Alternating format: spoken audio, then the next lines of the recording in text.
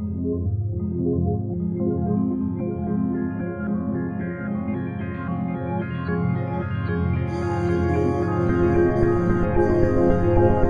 is Red Ice Radio, a beacon of sanity from Northern Europe.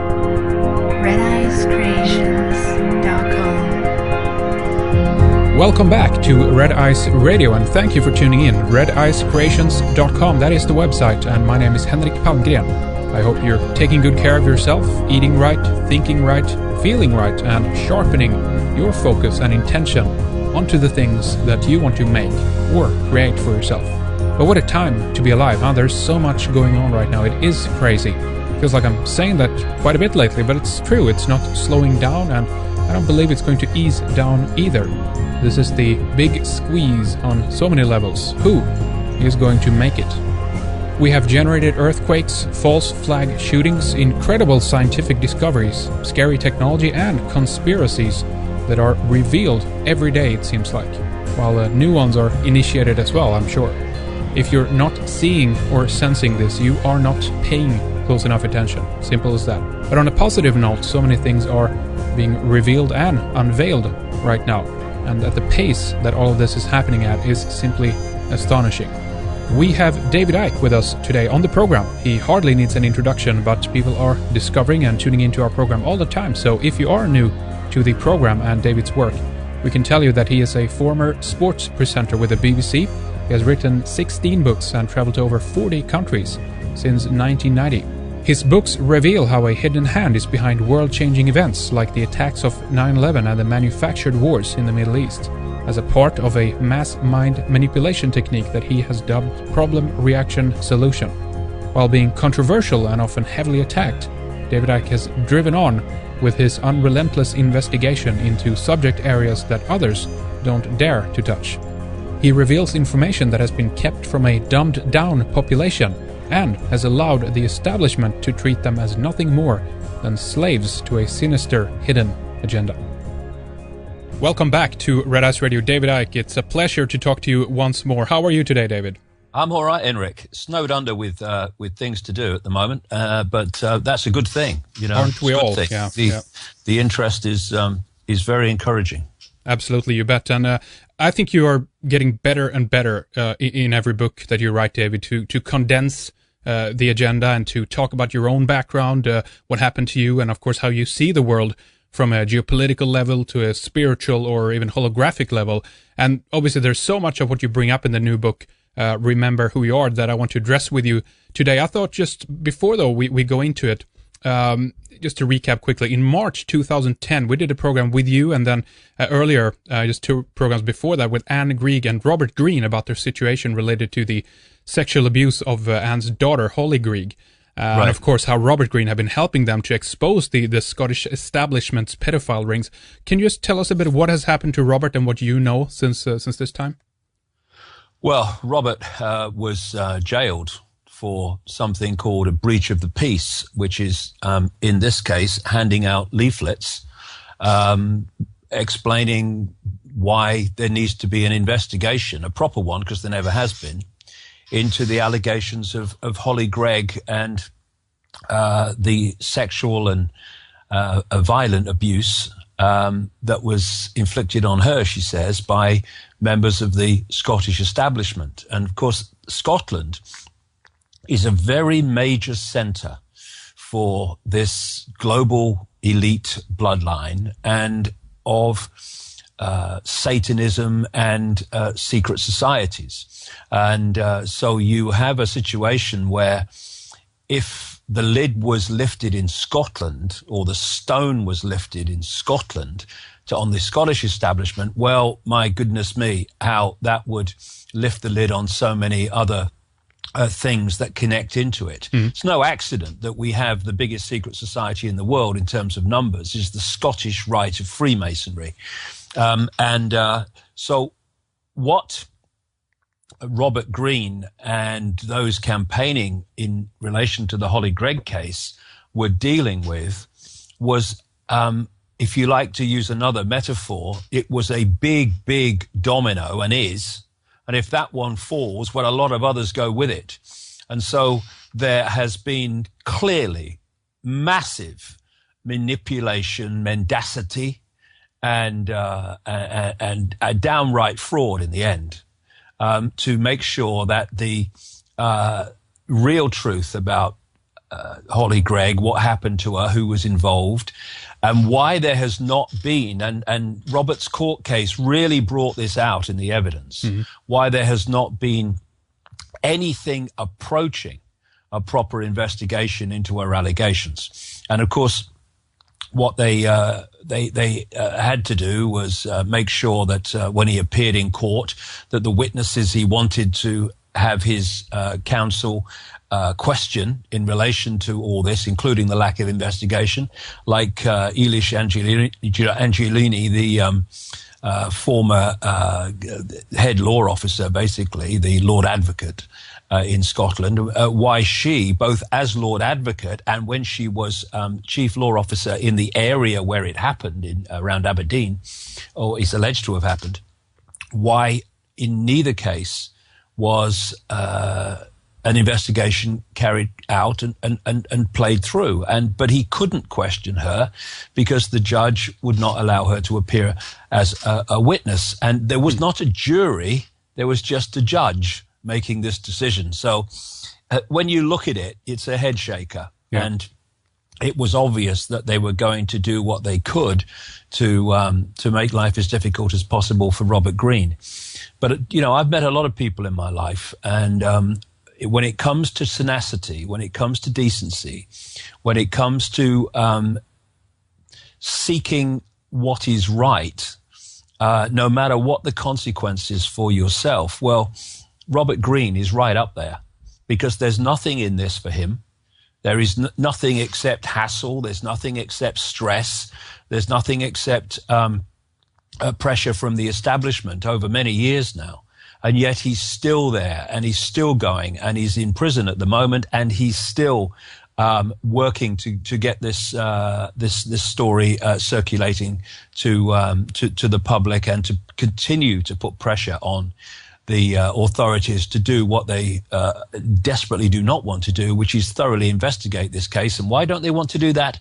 Because they're terrified of where it might lead. Yeah, and it connects with so many other probably networks as well around the world. If we have this scenario of mass amounts of children and women and what have you being kidnapped around the world, being sent to different places, then this Scottish, particularly this ring, will undoubtedly connect with other rings as well. And there's been exposés of this in the past, and it seems to go only so far, David. And then after a certain while, the investigations are shut down. They discover and notice that it's on an international level. It's big, it's huge. Then you don't hear anything else after that. Well, I mean, for a start, anything that uncovers the happenings of the Scottish establishment in terms of Satanism and child abuse and all the rest of it will immediately connect into the Westminster Parliament. Immediately. I mean, they're almost indivisible. And of course, these rings are rings within rings. In the end, it's a global network. And so if you keep pushing and going down this road of uncovering one ring, especially a fundamentally important one to them, like the one in Scotland, then you keep walking. Well, you know, the range of what you uncover just gets bigger and bigger and bigger, and expands out and out and out. It certainly leaves Britain, goes into Europe, goes across to America, and eventually encompasses the globe. Because one of the things that I came across many years ago, right back in the 90s, for various synchronistic reasons that came into my life, was the scale of the number of children that go missing every year, never to be seen again. In America alone, it's staggering. Yeah. See, the big problem is, and I understand it, is that people equate the number of children that go missing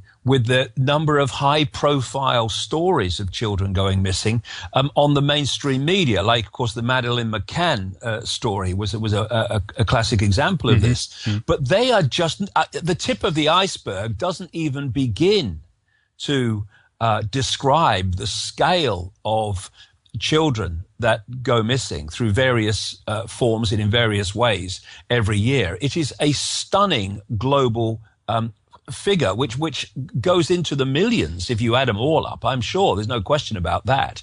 And most of them, are never heard of again, and it's all just forgotten. I mean, in many countries, no one even bothers to look for them. I talked to Credo Mutwa, the Zulu shaman, and he says this is happening in Africa. This is happening in his own community in the Kalahari region, where children are being taken and never to be seen again. And, in these 22 years that I've been at least consciously on this journey, every time a subject comes in, like this one we're talking about with children, as I go into other subjects and other areas as the years go on, eventually all these different, apparently totally unconnected subjects start to come together.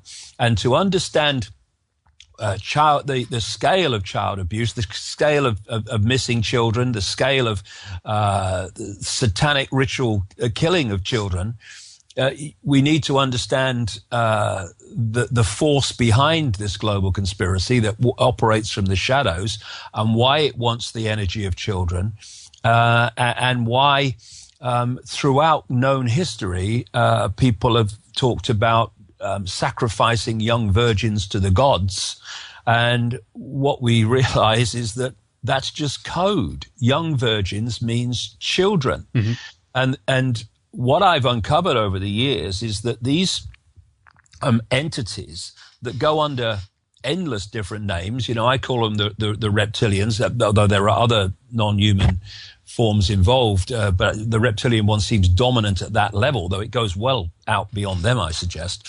But others call them the Chitahuri in Zulu, in the Zulu lore. They're known as the archons in the Gnostic writings. They're known as the jinn in Islamic belief, and on and on and on it goes. And these entities feed off human energy.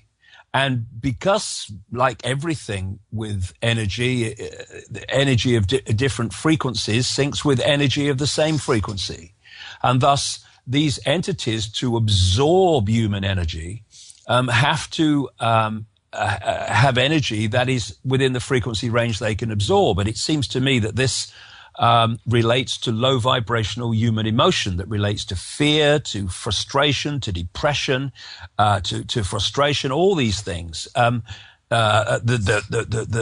emotion that leads to violence is in wars, conflicts, individual and collective, all this energy that they absorb. And but there's a particular energy that is like a nectar to them, and that is the energy of children before puberty.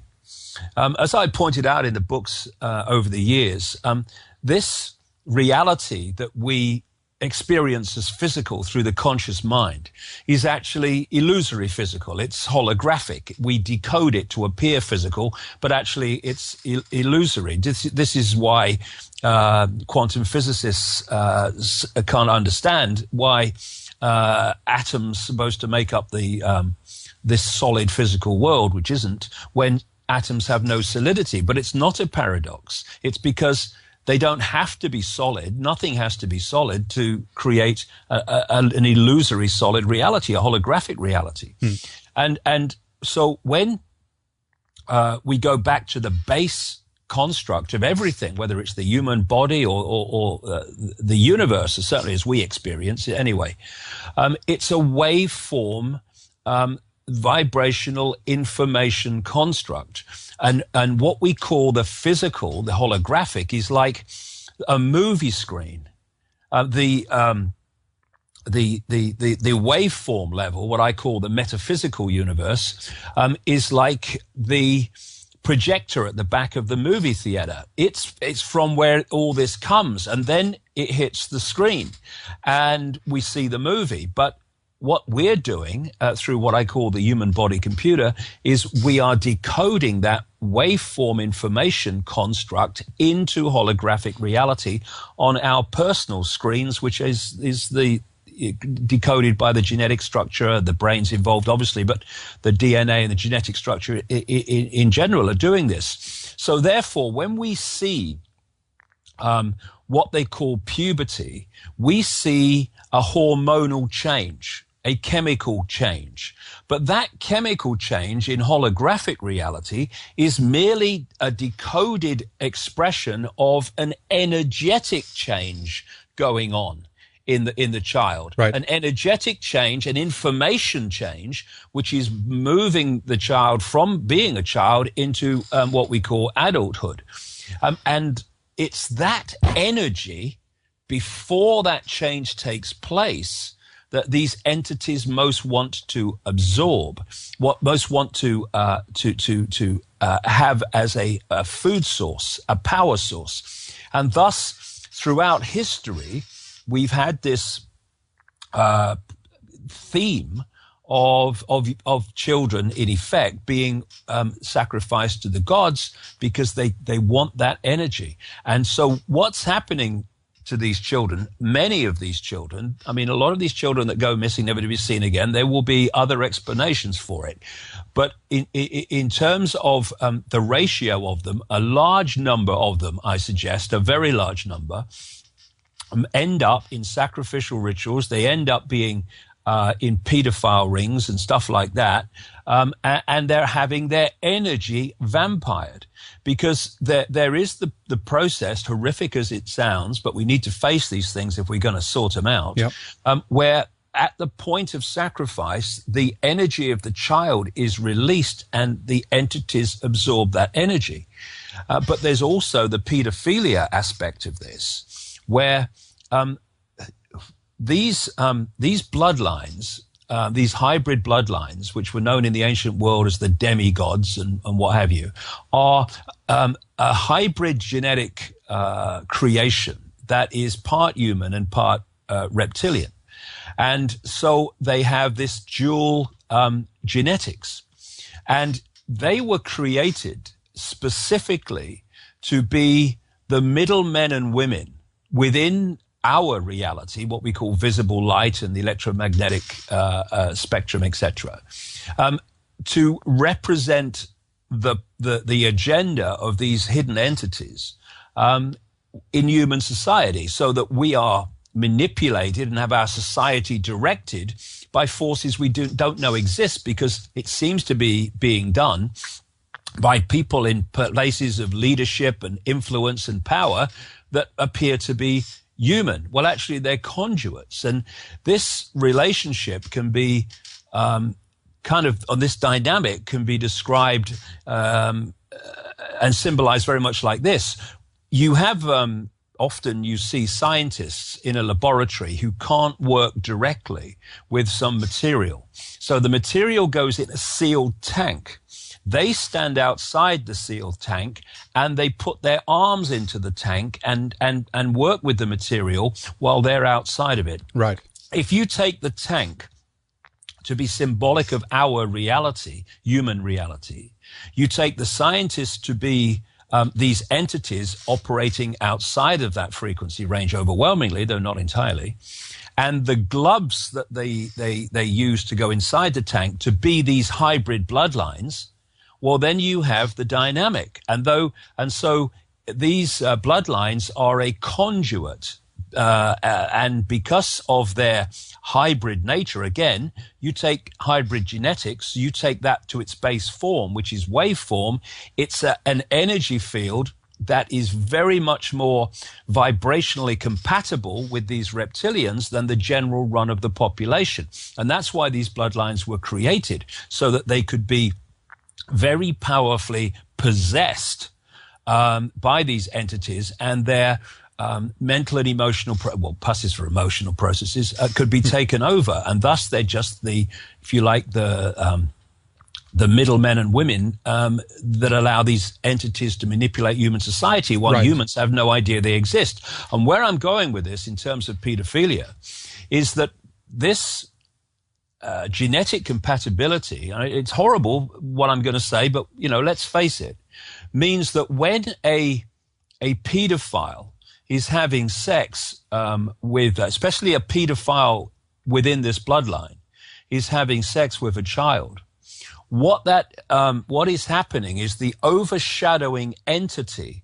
possessing that pedophile and stimulating that desire for sex with children is drawing off the child's energy through the conduit pedophile and absorbing the child's energy. That's why, as I started to uncover this from the early 90s up to present day, one of the things I found again and again is if you follow some of these major names in the conspiracy and you follow them through in terms of investigation and research, secret societies always come up, Satanism always comes up with the top people, and so does pedophilia. Those three things continually come up in relation to these major bloodline personalities, and this is the kind of reason why.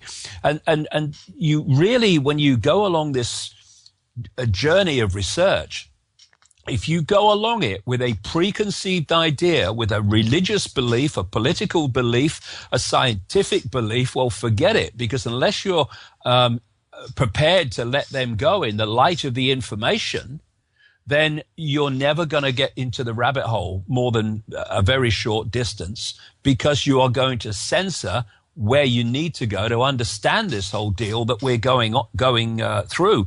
So you can see there, Henrik, we've started off talking about Holly Gregg and her allegations about the pedophilia and Satanism of the Scottish establishment, and Robert Greene and what he's doing. And already we're miles away from that, talking about entities and all the rest of it. This is how the tapestry works. And we must, if we're going to understand this, and allow it to unfold for us, we need to be really light on our feet in terms of where we're prepared to go, and not censor things just because at first hearing they sound fantastic. Otherwise, we're just in our own box. We're in a different box to people that dismiss the conspiracy altogether, but we're still in a box.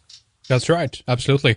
It's very, important to be able to connect the dots, and that's why that's one of the most dangerous things of all to the establishment as it is. It's like you can hear stories and they're in their disconnected manner, no problem. You can do a great job in that sense from the point of view of media of actually extracting information about what truly is going on. But when you begin to connect the dots, it's all of a sudden then their viewpoint on you is that then you're mad, then you're the guy with all the newspaper clippings on the wall kind of thing, right. Yeah. But that's really where the key lies, though, when you actually begin to connect the dots, and what you say, also doing that without actually going out to just only confirming your initial belief, but actually letting the information lead you where it may. It's so important, and that's all what this is about, laying the puzzle in a sense. Well, this is the thing, Henrik. You see, I mean,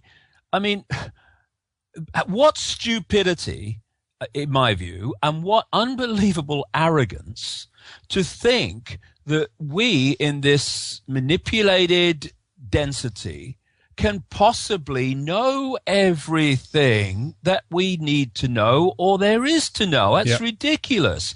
And when you bring it down to its most extreme, we are living within an infinite reality, of which this one that we think we're experiencing is but a tiny sliver of all possibility. And yet, when you bring it down to its most extreme, the people are saying that all you need to know is written by who knows who knows when, in who knows what circumstances, between two covers of a single book called a Bible or a Quran or whatever else they call them. It's ridiculous. And I've reached the point some time ago now where I can say I don't believe anything. I don't believe anything. And I think we really need to get into that realm of not believing anything. And what I mean by that is that I have a perception at any point of how I see things and how I see things are. But I know that because there is the vastness of forever, that there's always more to know about everything. And therefore, nothing solidifies into a belief that then starts to repel all borders to protect itself from being moved on. And so I have a perception of how things are, but I've got me trainers on, and I'm light on my feet, and I'm ready to go in any direction, any moment, in the light of new insight, new information, new experience. Because as Socrates in ancient Greece is supposed to have said, yes. even if it didn't, it was brilliant. Wisdom is knowing how little we know. Yep. And that keeps your mind open. So nothing solidifies into a belief. It's always a perception of how things are, which you're prepared to move anytime if what comes to you is justified. That's right. Right. But this is also now we're in the realm of psychology and battling with people's belief system, as you say, and there's also a tendency to be in this safety zone, that it's secure, it's comfortable to have an idea that the authorities or the scientific field or religion, God, whatever, has things in control. We don't have to worry about how it really is. And so from my point of view, David, then there's something with the human psyche almost in a way that we need to try to awaken, in a sense, that it's nothing wrong with stepping outside of that box and actually beginning to take a leap of faith and admit that we don't know everything. That's just the way it is. So let's discover it. Let's reinvent this idea of actually not admitting that we don't know anything and go from there. But that's very difficult. We're up against quite a bit there, aren't we? Yes, and this really brings us into an area that I write about in the new book, and of course, when a book is finished, it doesn't mean I stop and sit around until the next one starts. The moment a book is finished and it's gone to the printers, I'm still moving. I mean, right. I find it extraordinary, when I see people, researchers like years and years ago, making a presentation, and it's always very interesting. Yes, and then 10 years later, you see them again, and they make the same presentation. It's like, where have we been? We need to, if we're going to understand what's going on, constantly expand, so we grasp more and more of what we're part of, because that's leading us closer and closer to understanding how we do something about it. Because you're not going to change the 5 sense world in the 5 sense world. That's like standing on a movie in a movie theater, screaming at the screen and telling it to change. It ain't going to change. It's a done deal. It's hit the screen. We've got to get back to where this is coming from and change that. That's how we do it.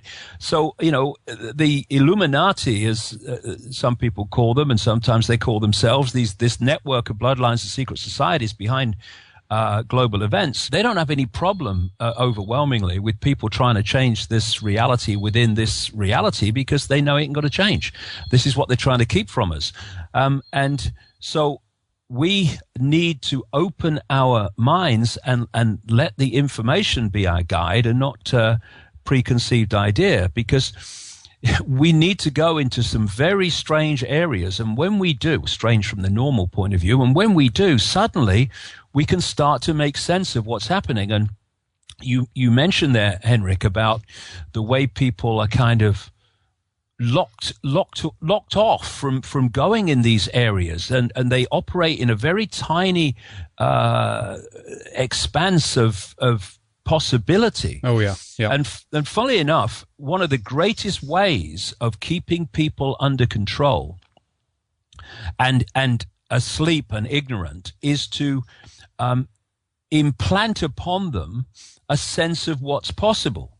You do this by keeping from them all the information, scientific information, esoteric information, that shows that what is possible is vastly greater than what is perceived to be possible. But if you can get people to think, no, that's not possible, when people start talking about this is happening in the world and this is how they're doing it, people immediately go, that's ridiculous. That's not possible. What they're saying is they don't believe it's possible, not that it's not possible. And thus they dismiss explanations of the world on the basis of what they've been programmed to believe is possible, which is basically what you can see, touch, taste, and all the rest of it.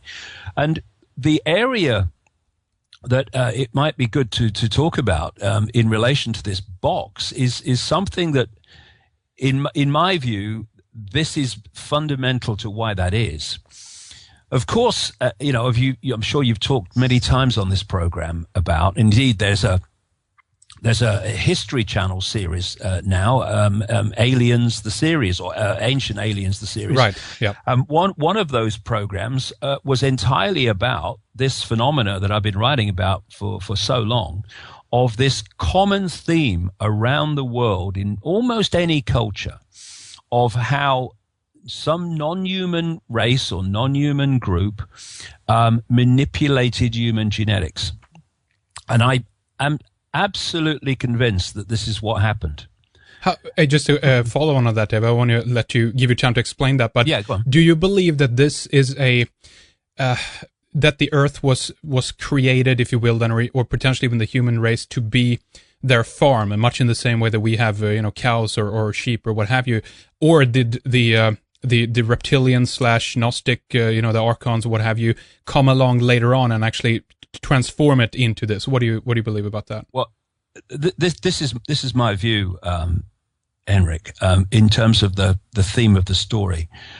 I would say that at some distant point in how we perceive time, of course, which is another illusion, human society was very much along the lines, in many ways, of that which was portrayed by the Avatar movie.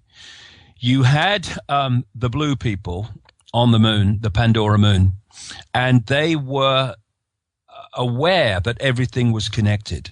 They communicated with the natural world. They communicated with the animals. And they were at a much more expanded level of consciousness, and their range of frequency that they could decode into holographic reality, if you like, was much, much wider than this almost pathetic, tiny frequency range that we can now decode into any kind of physical reality as we perceive it, known as visible light, which is so tiny it's almost laughable.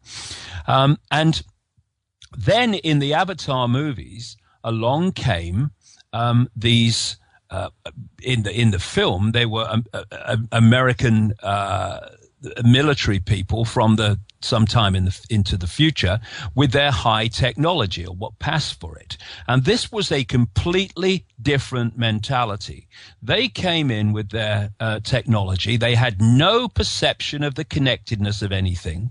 They were all left brain, everything apart from everything else. Their values were not this beautiful interconnected world, but there's resources under this Blue People's Buddy Society that are worth a fortune. So let's go in and get them and smash it all up and take the resources. If you take that mentality portrayed in the Avatar movie to be, the reptilians coming in, I would say that's very, very symbolic of it. And also, interestingly, in the Avatar movie, by its very nature and name, there was the concept of the American military, i.e., I would say the reptilians and other non-human groups, that infiltrated the Blue People's society by taking on an outer shell of the Blue People. Yeah. So that they could infiltrate that society without the Blue People having any idea they were being infiltrated. Now, all those themes, Henrik, I think are absolutely what happened to Earth. There was an infiltration, there was a hijack, fantastic geological events which basically wiped clean and deleted the previous society, was all part of this. And I have to say, someone sent me an interview you did with somebody called Troy something. I think Troy. That's right. Who was mentioned in his interview that I was caught in the idea that this solar system has always been as it is now. I mean, my jaw dropped. I mean, that's ludicrous. I mean, I have been writing about the Velikovsky view of great cataclysmic events which moved all the planets, etc., about almost from the start, right back into the 90s. And Right. I think that happened in concert with this hijack. And I think the original one was much further back than some people believe. But that doesn't matter. The fact that it happens is the point. Right.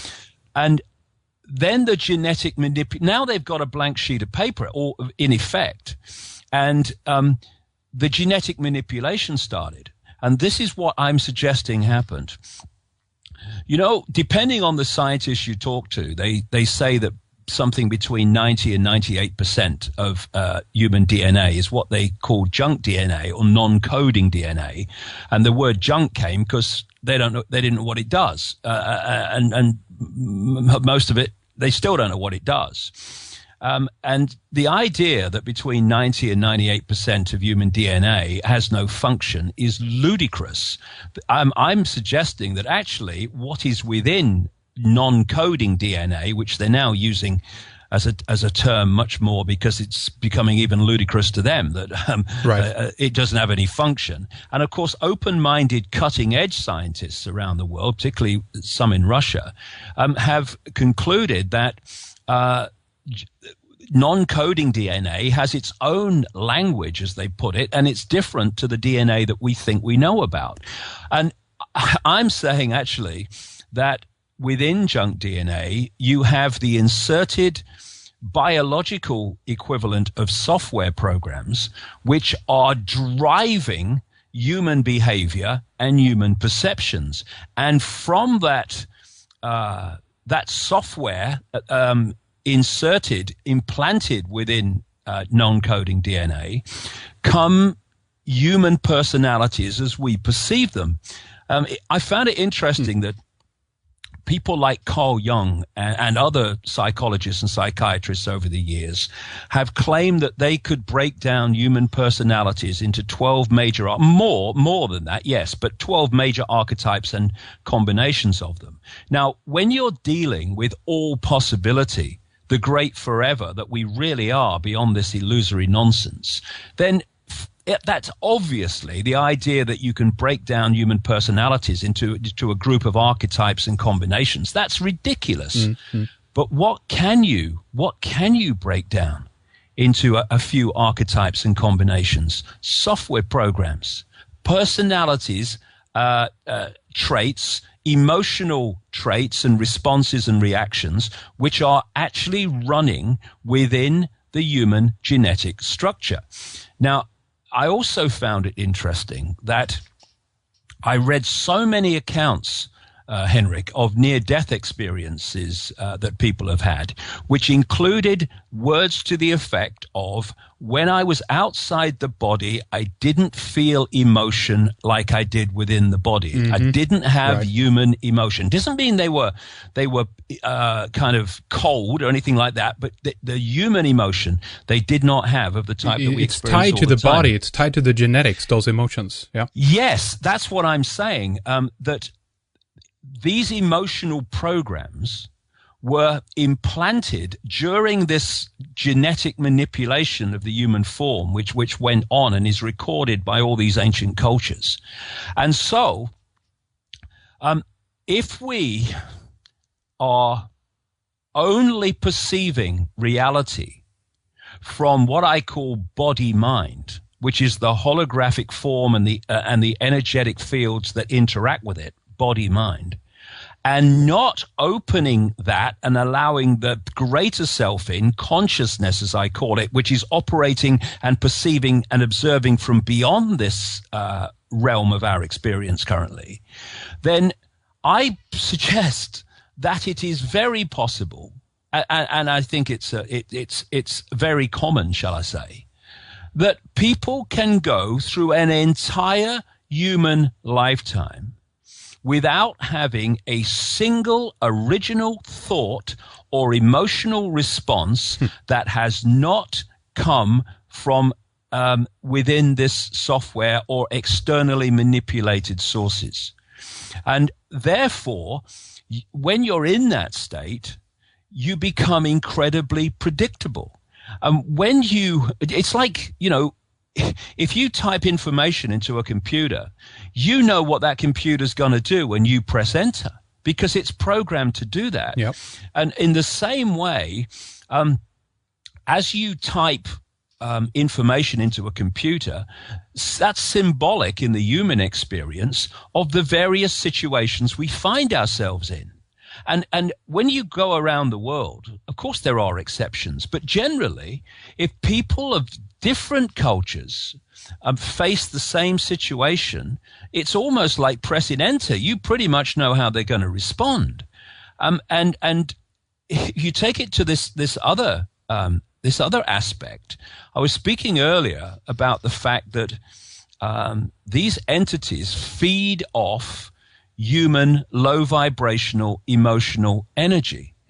Well, by putting the emotional program within the body-mind biological computer, as I see it, all you then have to do, Henrik, is to create a society which by its nature is constantly triggering the emotional responses within the software. Yeah. And what's that doing? It's turned humans into producers of the very energy that these entities use as a power source. So when in the Matrix movie you had the Morpheus character holding up the battery and saying, basically summarizing, that humans have been turned into one of these, that is a profound truth in my view. And so if we are going to get out of this enslavement, and this is why the control system is terrified of this, we need to open our minds to allow consciousness in. And when and to do that, we've got to put aside all these preconceived beliefs, preconceived ideas, which act like energetic firewalls and sensors to stop us being influenced by the greater self. And we become isolated in terms of our point of attention into basically five-sense reality. And when we're enslaved inside five-sense reality, we are in the very stadium which these entities have created and thus are experts at. And so when someone opens their minds to consciousness, they then begin to perceive the world differently because their point of attention has now been dramatically expanded. Yet, yes, they still have a point of attention in the five senses because that's how we interact with this reality, but it's expanded out into consciousness. And thus you see the world in a much more expanded way. You can see things you couldn't see before. You can see how the dots connect because all you could see was individual dots before that seemed to have no connection. And suddenly it's like, whoa, I never saw this before. And what happens then is those that are still being played by the program, they listen to these people and look at these people, and all they can respond with is, "You're crazy. That's ridiculous. That's impossible. You want a psychiatrist, mate," because they literally can't perceive what you're perceiving. There's that great line, I think it's from the writer John Milton, who said words to the effect of, the dancer and the dance. You cannot understand the dancer if you can't hear the music that the dancer is dancing to. You just think they're crazy, dancing for no reason. And so you see this awakening, Henrik, that's going on now as people are teasing out of this program version of self in the world, and they're starting to move that point of observation, and we call it an awakening. What is actually it is breaking the bubble that most people live in, which keeps a consciousness out. And it's about time too. I mean, if I see it, I've mentioned this many times before, but I see it kind of falling two ways, because you seem to have one group of humans as well that are kind of falling deeper into the illusion, deeper into the bubble. It's almost like a computer game as well. You have a handful of these characters that you can choose between, in a sense, and the their ability rather to actually being able to predict the future, to come up with a, to run a supercomputer on a program basically that has a preset, program that is about detecting future behavior. You need to have a population that is very, very limited in these responses that you talk about as well. So it's about control at the bottom of this as well, and also to kind of limit the bandwidth of the consciousness itself and create a kind of a small-minded people in a sense, because once you get them inside of that box, they're very, very easy to be, to track their behavior and predictable in a sense as well. So I feel that the control aspect is essential in this case, and that's why, as you said, David, they hate people who actually break out of the mold, because we have this illusion of individuality. What color do you want on your iPhone? That's how it's extended now, and uniqueness and individuality is almost out the door, unfortunately. It's like I saw on a car sticker in California once, you laugh at me because I'm different, I laugh at you because you're all the same. This is the dynamic of it. But what you say there about squeezing the frequency, I'm absolutely with. I've been writing about that for years, because one of the big breakthroughs is when you start to understand that DNA is a receiver-transmitter. And of course, a receiver-transmitter operates on what? It operates on a frequency range. And these stories about in the ancient world, the gods lived among them. Well, right. I think the gods did live among them, because their frequency range of humans to decode reality into what we would call a physical reality was much wider, and therefore we could see these, quote, gods, because they were within the much more expanded frequency range that we could access and perceive. This genetic manipulation, I strongly suggest, a major part of it was to squeeze the frequency range that the human body computer, as I call it, body-mind, DNA receiver-transmitter, was receiving and transmitting on, and thus the gods are still where they always were, but we can't see them anymore because we are no longer going that far out in the frequency band where we can actually see them. And so they have hidden themselves from human sight by genetic manipulation, and then created these hybrid bloodlines, the Illuminati bloodlines, within this tiny frequency range of human perception, to be the conduits for their agenda, while humans have not a clue that it's actually going on. And to understand what's happening, you have to get out of body-mind. There is a limit to how much names, dates, places, research. I do all that. I've done it for 20 years. It needs doing. But there is a limit to how far down the rabbit hole that is going to take you. And it's my view, for what it's worth, that if you're an expert on 9/11, an expert on banking scams, political scams, engineered wars, and engineered terrorist events, all of which needs researching and exposing, but if you're an expert on that, and that alone, you're still walking around the outer rim of the rabbit hole. From my perspective, you've not even entered it yet.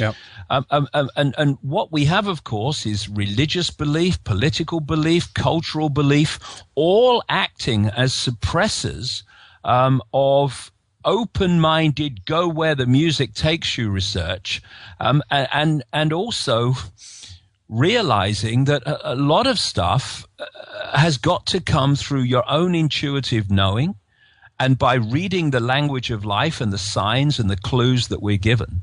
Because there comes a point where if you want names, dates, places, proof for everything, I's dotted, T's crossed, well, okay, you'll go that far, but you won't go any further, because there comes a point where that information is not available. We have to go through other ways of perceiving and bringing this awareness into some kind of storyline, if you like, to explain what's going on. That's right.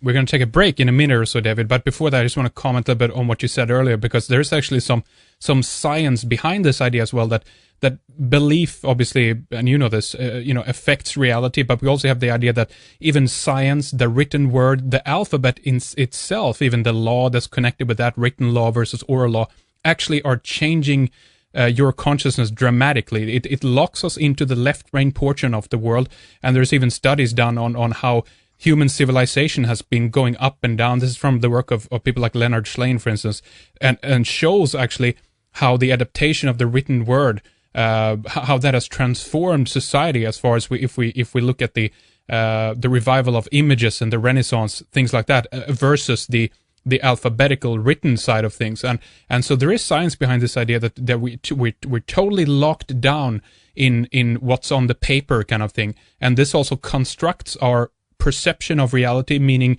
that's another factor why I think people are not prone to be in a mystical consciousness these days, David. They don't see the things that mankind allegedly did, many thousands of years ago, where they have more interaction with the environment, almost more of the avatar type, society that you mentioned before, David.